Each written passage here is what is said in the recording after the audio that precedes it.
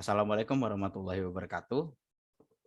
Kami dari kelompok 1 akan mempresentasikan materi dari bab 1, yaitu hari kiamat. Sebelum itu perkenalkan, nama saya Hilal Azhari Sunata, absen 15, Nama saya Rizky Andika Pratama, absen 32. dan kami akan memulai presentasi kami.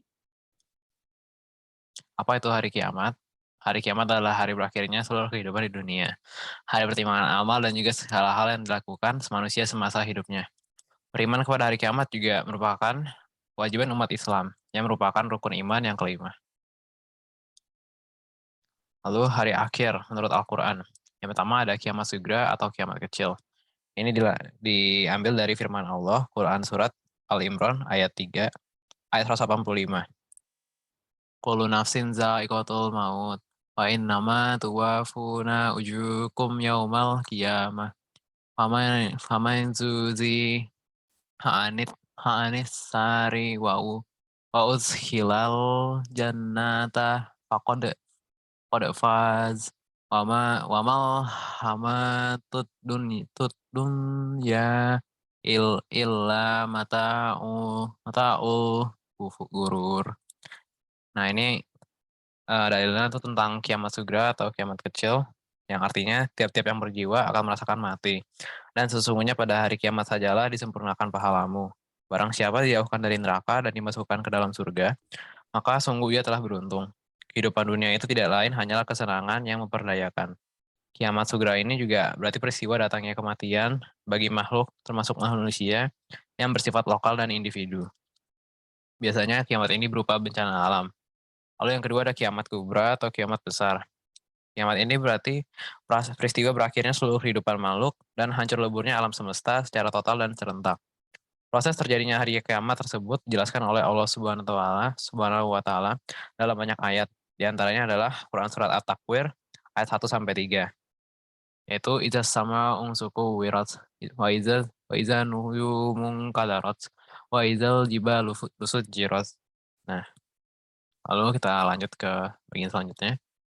Apakah ada pengertian hari kiamat menurut ilmu pengetahuan? Yang pertama ada, yaitu menurut geologi, bumi terdiri dari gas yang berputar atau chaos katastrofi. Setelah diam, gas itu akan menjadi dingin. Lalu gas yang berat mengendap ke bawah dan yang ringan berada di atas. Melalui proses evolusi yang lama sekali, gas bagian luar akan mengeras menjadi batu dan sebagainya. Sedangkan bagian tengah masih panas. Lalu, zat panas bercampur dengan lava, lahar, dan lain-lainnya. Lalu bumi beredar karena adanya daya tarik matahari terhadap bumi berkurang. Akibatnya bumi akan bergeser dari matahari, sehingga putaran bumi semakin cepat, dan pada akhirnya akan mengalami nasib seperti meteor atau hancur. Lalu menurut teori fisika, karena letak matahari adalah 149 juta kilometer dari bumi, sinar matahari sampai bumi sampai selama 8 menit 20 detik. Garis tengah matahari 1,4 juta kilometer, dan luas permukaannya 622.000 kilometer persegi. Kilometer. Lalu menurut ahli fisika energi matahari dipancarkan ke angkasa sekitar 5.000 kalori per menit dan mampu menyala sekitar 50 miliar tahun dengan panas 15 juta derajat Celcius. Tapi kalau suatu ketika matahari tidak muncul atau cahayanya redup karena tenaga atau sinarnya habis, maka tidak ada angin dan awan yang berakibat hujan tidak akan turun. Lalu gunung-gunung akan meletus, ombak-ombak bergulung, air laut naik, sehingga hancurlah bumi. Lalu ada beberapa bukti, yaitu bukti indrawi tentang hari kiamat. Imam At-Tabari dan Ibnu Katsir berpendapat bahwa telah diperlihatkan peristiwa menakjubkan di dunia sebagaimana berikut ini. Yang pertama, di Quran Surat Al-Baqarah ayat 72-73, ada peristiwa pembunuhan yang dipermasalahkan oleh Bani Israel. Akan dihidupkan kembali oleh akan dihidupkan kembali oleh Allah Subhanahu wa taala hanya dengan perantaraan daging sapi yang dipukulkan ke tubuh orang yang terbunuh. Lalu yang kedua, di Quran surat Al-Baqarah ayat 260, ada peristiwa Nabi Ibrahim dan burung-burung yang dicincang kemudian diletakkan di tiap-tiap bagian di atas bukit. Lalu Allah berfirman, "Panggillah, niscaya mereka datang kepadamu dengan segera." Lalu setelah kita akan membahas tentang periode-periode hari akhir. Oke, selanjutnya saya akan menjelaskan tentang periode-periode hari akhir. Yang pertama adalah Yaumul Ba'ats. Yaumul Ba'ats adalah hari kebangkitan, adalah proses dibangkitkan. Hari kebangkitan adalah proses dibangkitkannya seluruh makhluk hidup dari alam kubur. Sesudah hancur dan musnahnya alam semesta termasuk manusia, terjadilah hari kebangkitan. Sesuai dengan firman Allah Subhanahu wa taala. Pada hari ketika mereka dibangkitkan Allah Subhanahu wa taala semuanya, lalu diberitahukannya kepada mereka apa saja yang telah mereka kerjakan. Dan Allah Subhanahu wa taala mengumpulkan semua amal perbuatan mereka padahal mereka sudah melupakannya. Dan Allah Subhanahu wa taala menyaksikan atas segala sesuatu. Quran surat Al-Mujadalah ayat 6. Selanjutnya adalah Yaumul Hasyr. Yaumul Hasyr yaitu hari berkumpulnya manusia setelah dibangkitkan dari kuburnya masing-masing. Kemudian semua manusia itu digiring ke tempat yang luas yaitu padang mahsyar. Sesuai dengan firman Allah Subhanahu wa taala. Dan ingatlah akan hari yang ketika itu kami perjalankan gunung-gunung dan kamu akan dapat melihat bumi itu datar dan kami kumpulkan seluruh manusia dan tidak kami tinggalkan seorang pun dari mereka. Quran surat Al-Kahfi ayat 47. Selanjutnya adalah buku catatan. Setiap manusia di alam mahsyar mempunyai buku catatan atau kitab perjalanan hidup yang sudah dicatat oleh malaikat Raqib dan Atid. Kitab catatan ini berisi semua perbuatan dan perkataan manusia sewaktu hidup di dunia, sesuai dengan firman Allah Subhanahu wa taala, yaitu dan diletakkan kitab, lalu akan kamu lihat orang-orang bersalah ketakutan terhadap apa yang tertulis di dalamnya, dan mereka berkata, wahai celakalah kami. Kitab apakah ini yang tidak melupakan yang kecil dan tidak pula yang besar, melainkan ia mencatat semuanya. Mereka memperoleh di hadapan mereka apa-apa yang telah mereka kerjakan, dan Tuhanmu tidak akan menganiaya seorang pun. Quran surat Al-Kahfi ayat 49. Selanjutnya ada Yaumul Hisab dan Yaumul Mizan. Yaumul Hisab adalah hari ketika Allah Subhanahu wa taala memperlihatkan semua amalan di akhirat untuk dihisab. Sesuai dengan firman Allah Subhanahu wa taala, pada hari itu lidah, tangan, dan kaki masing-masing menjadi saksi atas perbuatan yang telah mereka kerjakan. Quran surat An-Nur ayat 24. Tahapan selanjutnya adalah mizan. Mizan adalah timbangan yang adil, berisi kebajikan dan kejahatan yang telah diperbuat setiap manusia. Setiap orang ditimbang amalnya dengan seadil-adilnya. Sesuai dengan firman Allah Subhanahu wa taala, dan kami letakkan timbangan yang tepat atau adil pada hari kiamat dan tidak seorang pun dirugikan walau sedikit. Dan jika amalan itu hanya seberat zarah, pasti kami akan berikan pahalanya dan cukuplah kami saja yang memperhitungkannya. Quran surat Al-Anbiya ayat 47. Selanjutnya ada Yaumul Jaza, yaitu suatu hari ketika semua manusia akan menerima balasan Allah Subhanahu wa taala. Balasan yang diterima seseorang sesuai dengan amalnya selama ia hidup di dunia. Firman Allah Subhanahu wa taala.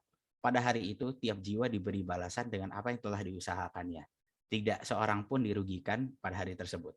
Sesungguhnya Allah Subhanahu wa taala sangat cepat perhitungannya. Quran surat Al-Mu'min ayat 17.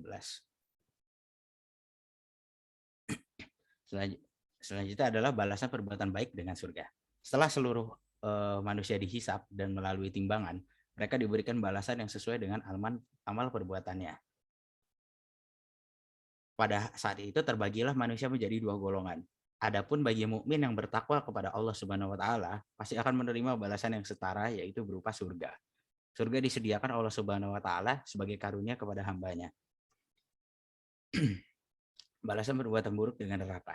Adapun orang yang selama hidup di dunia lebih banyak mengerjakan perbuatan jahat, maksiat, tercela, dan kafir terhadap Allah Subhanahu wa taala, kufur kepada ajaran dan nikmat Allah Subhanahu wa taala, maka akan menerima balasan yang sesuai dengan apa yang telah dikerjakannya pula. Sebagian kegetiran dan keras siksaan neraka digambarkan melalui firman Allah Subhanahu wa taala dalam Quran surat Al-Ghasyiyah ayat 4-7. Memasuki api yang sangat panas, neraka diberi minuman dengan air yang sangat panas.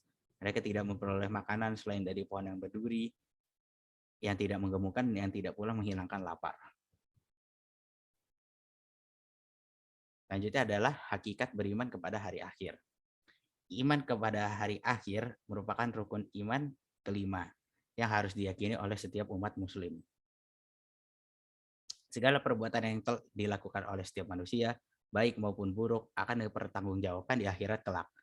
Oleh sebab itu, keimanan kepada hari akhir hendaknya dijadikan landasan utama untuk menyadarkan diri agar selalu taat kepada ajaran Allah Subhanahu wa taala.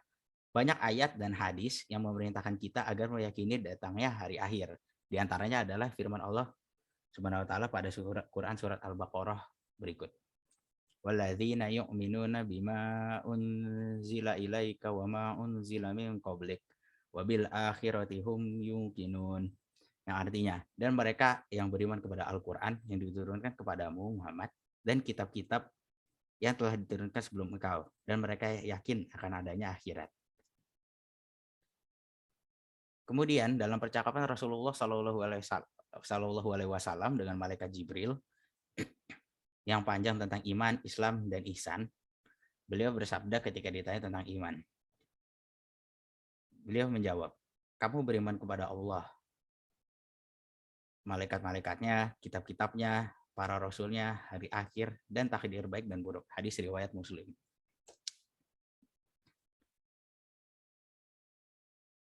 Dan dari kedua dalil tersebut, ditegaskan bahwa meyakini adanya hari akhir merupakan salah satu ciri orang beriman.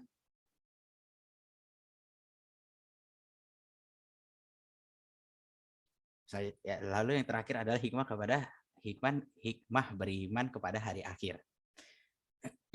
Semua ciptaan Allah Subhanahu wa taala yang lahir di dunia ini mempunyai hikmah. Karena Allah Subhanahu wa taala tidak menjadikan sesuatu sia-sia belaka tanpa tujuan dan hikmah di dalamnya.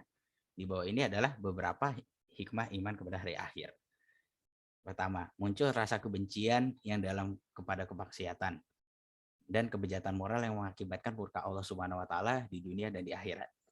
Yang kedua adalah menyejukkan dan menggembirakan hati orang-orang mukmin dengan segala kenikmatan akhirat yang sama sekali tidak dirasakan di alam dunia ini. Yang ketiga, senantiasa tertanam kecintaan dan ketaatan terhadap Allah Subhanahu wa taala dengan mengharapkan maunahnya pada hari itu. Nomor 4, senantiasa termotivasi untuk beramal baik dengan ikhlas. Yang kelima, senantiasa menghindari niat-niat yang buruk apalagi melaksanakannya. Dan yang keenam, menjauhkan diri dari asumsi-asumsi yang mengkiaskan apa yang ada di dunia ini dengan apa yang ada di akhirat. Sekian presentasi dari kelompok kami, kurang lebih yang mohon maaf. Wabillahi taufiq wal hidayah. Wassalamualaikum warahmatullahi wabarakatuh.